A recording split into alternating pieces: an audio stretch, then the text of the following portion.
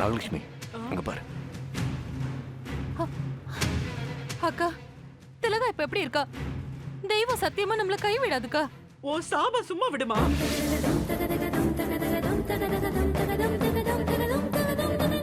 சொல்லு, ஓ சாபம் என் குடும்பத்தை சும்மா விடுமா? சாபமா? நான் எந்த சாபத்தையும் விடலக்கா. நீ சாபம் விடாமலா என் மருமக இப்ப சாகுற நிலைமையில கிடக்குறா. நாங்க உன்னை துரத்துனதையும் திலகா உன் போட்டோவை தூக்கி போட்டதையும் மனசுல வச்சுக்கிட்டு சாபமா விட்டுருக்க. அதான் இப்ப 2 உசுறு யம வாய்க்கு போக துடிச்சுக்கிட்டு இருக்குது. இந்த மாதிரி எல்லாம் பேசாதீங்கக்கா. பேசினா நான் இதே மாதிரி நல்லவளா இருக்க மாட்டேன்.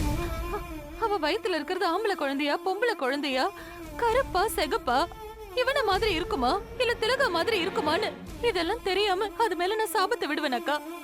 என் பகையாளி கூட நல்லா இருக்கணும்னு பெரிய படுறவதான் இந்த பாண்டியம்மா. தான் எதிரி கூட சந்தோஷத்தை இழக்க கூடாதுன்னு நினைக்கிறவதா இந்த பாண்டியம்மா.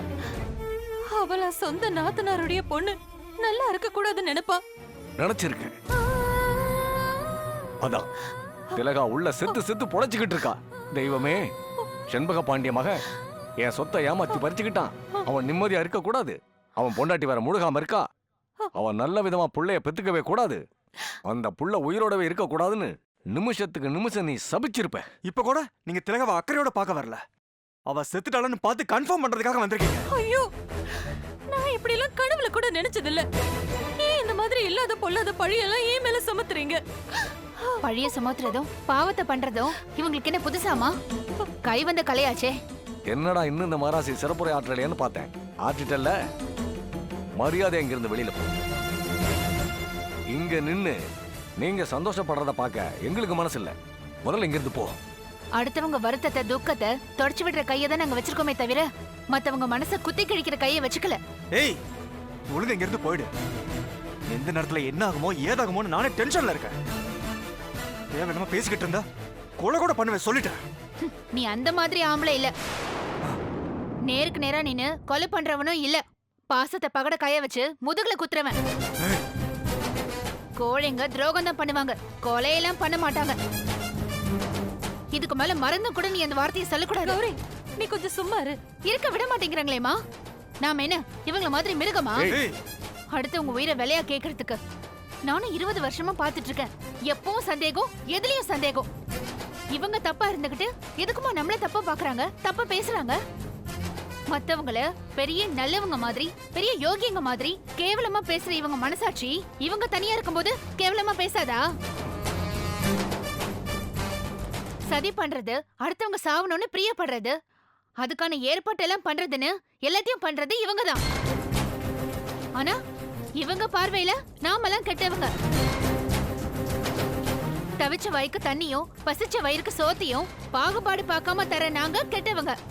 வெளியில பால் மாதிரி தெரிஞ்சு உள்ளுக்குள்ள சுண்ணாம்பு கால்வாயா இருக்கிற இவங்களாம் நல்லவங்களாம். ச்சே, இவங்களெல்லாம் பார்க்கவே அருவருப்பா இருக்கு. ஏய், என்னடி சொன்ன? விட்டா பேசிக்கிட்டே போற. அப்படி அருவருப்பா நினைக்கிறவ எதுக்கு நீ தேடி வந்து தொல்லை கொடுக்குற? வா வந்து பாருன்னு உனக்கு வெத்தலை பாக்க வச்சு அழைச்சனா? இல்ல என் புருஷன் தான் வெத்தலை பாக்க வச்சு உன்னை கூப்பிட்டாரா? எதுக்கு நீ வந்த? கேக்கலையே.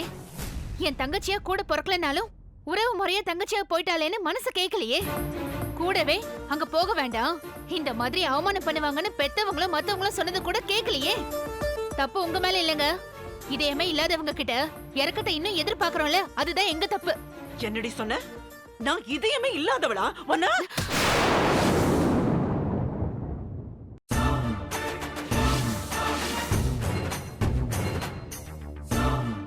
சாரி.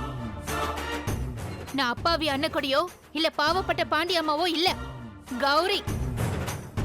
இது நியாயமான கேள்வி கேக்குற கௌரி. இது தர்மமான கோர்ட்ல கொண்டு போய் நிறுத்துற கௌரி. கை நீட்டுற வேலையெல்லாம் என்கிட்ட வச்சுக்காதீங்க. புரியாம இருக்கிறவங்க கிட்ட பேசி பேசி சொல்லி சொல்லி புரிய வச்சிடலாம். புரிஞ்சுக்கவே மாட்டேன்னு இருக்கிறவங்க கிட்ட என்ன பண்றது? நீங்க எக்கேடோ கட்டி போங்க.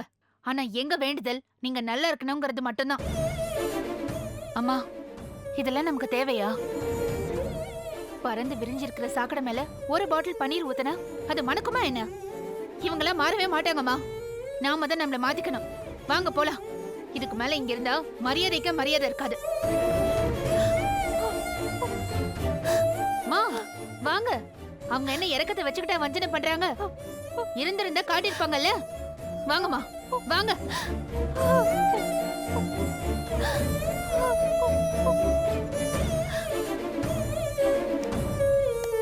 பாத்தீங்களாங்க, பாத்தீங்களா அவ எவ்வளவு கேவலமா பேசிட்டு போறான்னு.